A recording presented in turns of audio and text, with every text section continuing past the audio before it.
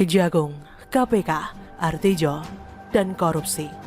Ditulis oleh Dian Pras di seaworld.com.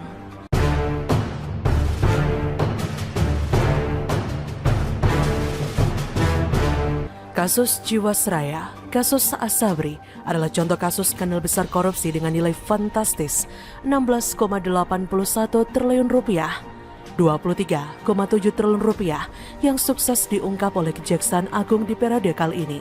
Bagaimana menggilanya kinerja Kejaksaan Agung yang artinya menunjukkan semakin membaiknya kualitas Kejagung di zaman Pak ST Burhanuddin, terlepas dari kasus Pinangki lalu. Justru, kasus Pinangki saya rasa menjadi momentum Kejaksaan Agung untuk membenahi kondisi internalnya. Lihat saja total penyitaan aset yang dilakukan oleh Kejaksaan Agung dalam kasus korupsi Jiwasraya dan Asabri. Bukan cuma berani membuka kasus korupsi dengan nilai fantastis, Kejagung juga melakukan pengejaran dan penangkapan buronan sebagai salah satu langkah penegakan hukum. Seperti yang terjadi di Rabu 3 Maret 2021 lalu. Tim Tabur tangkap buronan Kejagung dibantu intelijen Kejati DKI Jakarta dan Kejari Jakarta Pusat menangkap buronan kasus korupsi dan tindak pidana pencucian uang pembobolan dana pensiun PT Pertamina dengan kerugian negara ditaksir mencapai 1,4 triliun rupiah. Mantap bukan? Selama kepemimpinan Jaksa Agung Sanitiar Burhanuddin sejak Oktober 2019, sebanyak 204 buronan telah diringkus. Sepanjang 2020 buronan yang ditangkap sebanyak 138 orang. Untuk hasil operasi tabur tahun 2021 ini per 15 Februari, buronan yang ditangkap terdiri dari buronan perkara tindak pidana korupsi sebanyak 22 orang. Sisanya terbanyak 16 orang dari perkara non-tindak pidana korupsi. Tapi, kok yang semacam begini malah kalah heboh dengan berita OTT oleh KPK ya? Mohon maaf juga bukan berarti membandingkan kinerja Kejaksaan Agung dan KPK. Toh semua paham kejahatan korupsi adalah musuh bersama bangsa ini. Setidaknya, izinkan saya berpikir sedikit. Bila kinerja Kejaksaan Agung plus kepolisian sudah sangat baik, apakah KPK masih diperlukan oleh negara ini? Katanya KPK itu dibentuk dengan tujuan meningkatkan upaya pemberantasan tindak pidana korupsi. Tidak hanya penindakan kasus korupsi, tapi upaya pencegahan korupsi juga harus dilakukan. Entahlah di mata saya yang masih sering gagal paham, KPK ini kayaknya lebih sibuk melakukan OTT dan justru tidak memfokuskan diri dalam fungsi pencegahan korupsi. Hingga singkatan KPK sering dipelesetkan menjadi Komisi Penangkap Koruptor. Memberantas artinya mencari akar permasalahan. Mengapa korupsi terus saja terjadi tidak kenal takut apalagi malu para pelakunya? Benarkah korupsi sudah menjadi hal yang biasa bagi bangsa ini? Ya kenapa juga? KPK itu fokus juga pada pencegahannya. Buat apa OTT? Lebih baik mencegah daripada menangkapi. Misalnya, mengusulkan perlunya sistem yang dibenahi. Apakah KPK tidak berpikir bahwa korupsi itu bisa terjadi karena didukung sistem yang kuat? Barangkali memang si pejabat ditangkap sendirian, namun di balik itu ada sebuah sistem yang kuat.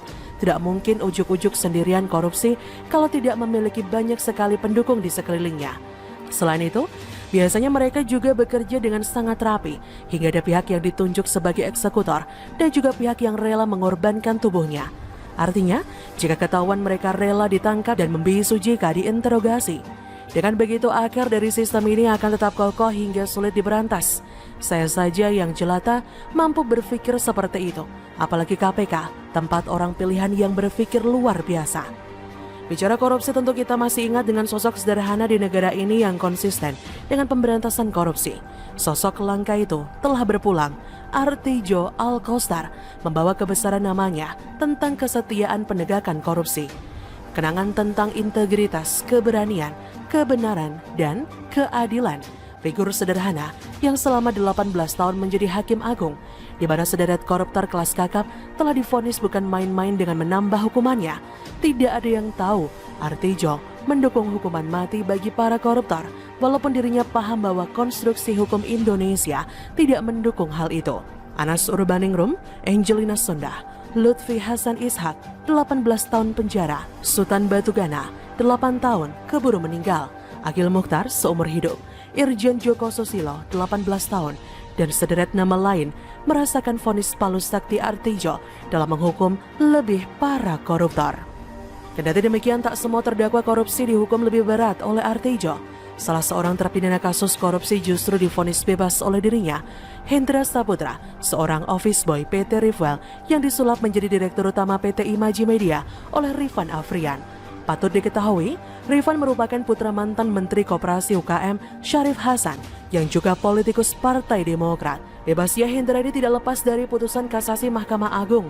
Majelis Hakim Kasasi MA yang diisi Hakim Agung Artijo Alkosar, MS Lume, dan Krisna Harahap menyatakan Hendra tidak terbukti bersalah dalam kasus korupsi Videotron itu. Korupsi, oh korupsi. Mengapa sulit sekali memberantasnya? Ya apapun itu, saya pikir selama keuntungan korupsi lebih besar daripada resikonya, maka korupsi akan terus dilakukan tanpa rasa takut apalagi malu. Benar kan? Bagaimana menurut Anda? Silakan tulis komen Anda di kolom komentar, like, subscribe, dan share di sosial media kalian. Artikel ini bisa Anda lihat secara lebih lengkap di laman siwar.com.